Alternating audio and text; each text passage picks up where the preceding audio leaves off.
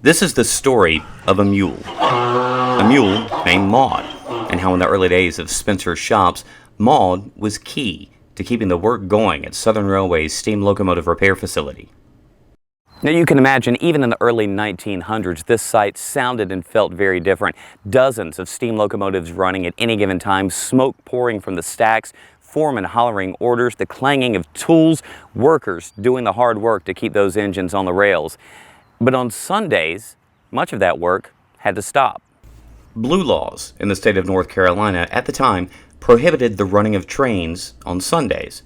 But Spencer Shops was a busy and important place, and sometimes, even on Sundays, the trains had to move. And this is where Maude comes into the story. Now, the rule about trains moving on Sundays had one exception, and that was if livestock were aboard. Livestock were often moved by rail in the early 1900s.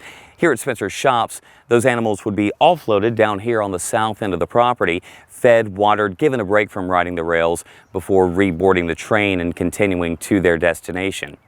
Maude, however, lived on the grounds, and if a train had to run on Sunday, well, Maude would be taken aboard that train, and as livestock, with Maude aboard, that train could freely and legally move, continuing the work of Spencer's Shops. In 1918, when workers at the shops were purchasing war bonds to support the U.S. in World War I, a group of carmen who repaired damaged freight cars rolling into the shops even bought a war bond for Maude. Long after the days of Spencer's Shops, when the North Carolina Transportation Museum was getting going, the site acquired a switcher engine to move locomotive equipment around. That small switcher was affectionately nicknamed Maude. Continue to learn at home with other great videos from the North Carolina Transportation Museum on Facebook, YouTube, and nctrans.org.